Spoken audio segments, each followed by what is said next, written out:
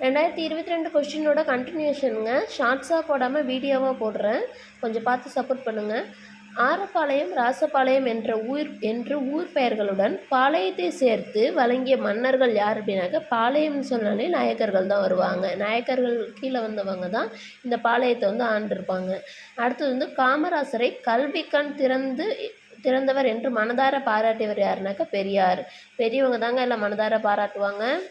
அடுத்தது வீரமாமுனிவர் தமிழ் எழுத்துக்களின் எவ்வடிவத்தை திருத்தி எழுத்து சீர்திருத்தம் மேற்கொண்டார். வரி வடிவம் தமிழோட அந்த வரி வடிவத்தை தான் மாற்றியிருப்பாங்க. அடுத்தது துரைமாணிக்கம் என்பது இவரது இயற்பெயராகும். பாவலரேறு பெருஞ்சித்தினாரோட இயற்பெயர் தாங்க துரைமாணிக்கம்.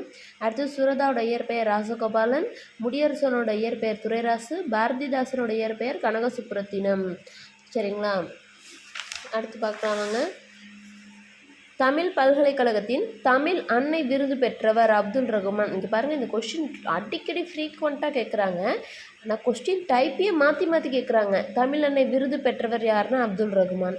எந்த வருஷம்னு கேட்டிருக்கிறாங்க, எங்கே வாங்கினாங்க அப்படின்னு சொல்லி கேட்டிருக்கிறாங்க. இது பார்த்துக்கோங்க, அடிக்கடி கேட்டிருக்காங்க. நிறைய கொஷின் நானும் பார்த்துருக்கேன்.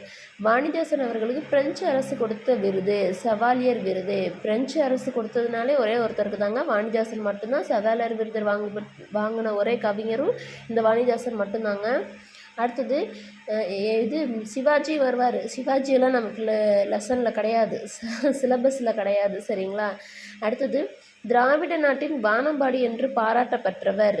வானம்பாடின்னா முடியரசன் தாங்க. யார் பாராட்டினாக்க அறிஞர் அண்ணா. எந்த வருஷம்னாக்கா 1957. இந்த கொஸ்டினும் ரிப்பீட்டடு கொஸ்டின், டைப்பை மட்டும் மாற்றி மாற்றி கேட்டிருக்காங்க.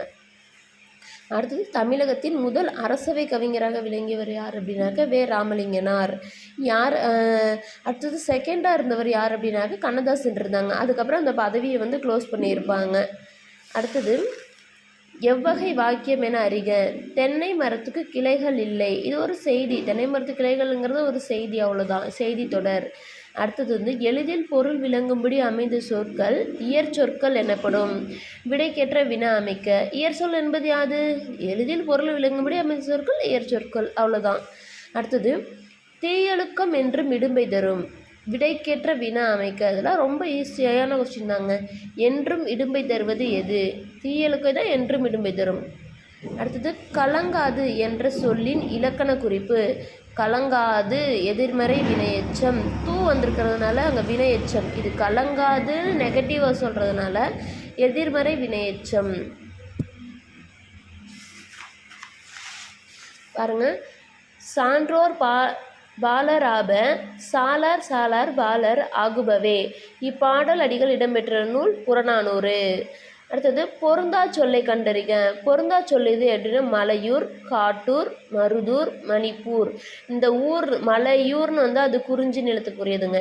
காட்டூர் காடு முல்லை நிலத்துக்குரியது. மருதூர் மருத நிலத்துக்கு உரியது. இந்த மணிப்பூருங்கிறது வந்து நார்மலாக கொடுத்துருக்காங்க. ஸோ அப்போ இது மட்டும்தான் பொருந்தாதது. நம்ம தாங்க இந்த ட்ரிக்ஸை யூஸ் பண்ணிக்கணும். மலையூர்னால் குறிஞ்சி நிலத்துக்குரியது, காடு முல்லை நிலத்துக்குரியது. மருதூர்னால் இப்போ நம்ம யூஸ் பண்ணுற ஊர். மருதன்னா நம்ம வயல் சார்ந்த இடங்களில் நம்ம வாழ்ந்துட்டுருக்கோம். இப்போ மருதூருங்கிறது மருத நிலத்துக்குரியது. மணிப்பூருங்கிறது நார்மலாக கொடுத்துருக்குறாங்க, நம்ம ஒமிட் பண்ணியிருக்கலாம் ஈஸியாக. அடுத்து வந்து வயல்விண்ட் என்ற ஆங்கில சொல்லுக்குரிய தமிழ் சொல் எழுதுக. சுழல் காற்று. கண்டிப்பாக இது வந்து தெரிஞ்சுக்கணுங்க எல்லாருமே.